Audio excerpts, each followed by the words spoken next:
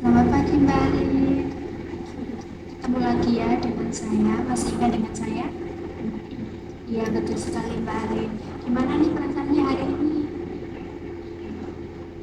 Masih saya masih merasa nggak berguna. Itu saya boleh melihat tangannya. Apakah lukanya masih? Saya boleh melihat tangannya. Apakah masih ada lukanya? Lukanya masih sakit nggak? Boleh lihat? Ya. Satunya. Kemarin sudah diobati dan sudah lumayan mengering ya lukanya. Kemudian untuk semalam Mbak Alin tidurnya gimana? Masih lupa. Bisa tidur lagi nggak setelahnya? Gitu ya, berarti pikiran-pikirannya masih mengganggu Mbak Alin ya. Iya, pikiran kalau saya itu nggak berguna itu pasti sering banget kepikiran.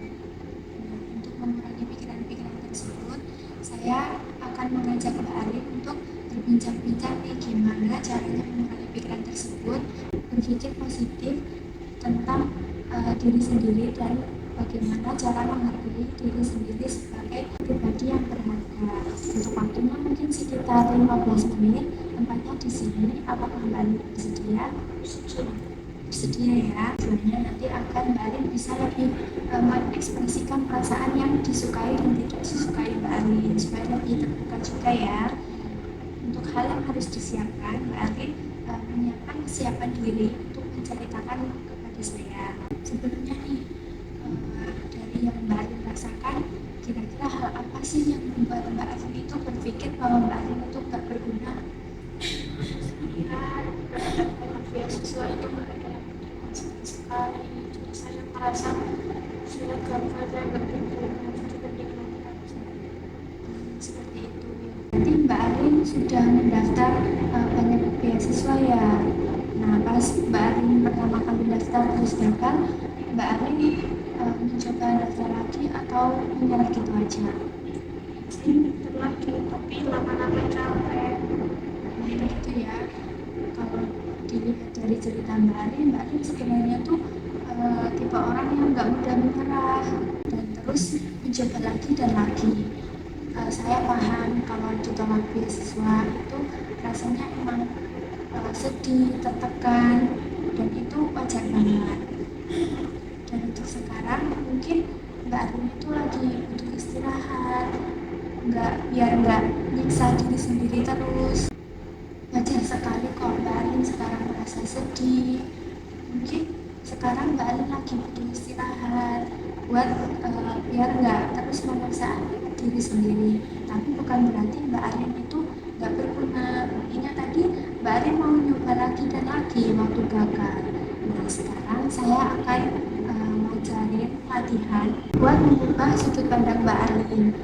Caranya nanti jika Mbak Alin merasa gelisah, merasa nggak berguna, Mbak Alin bisa meletakkan tangan kanannya sebelah dada kiri, kemudian bisa memejamkan mata dan mengikuti kata-kata saya. Seperti ini ya, aku berharga, aku berguna, aku tidak gagal, aku hanya sedang beristirahat untuk bangkit lebih kuat.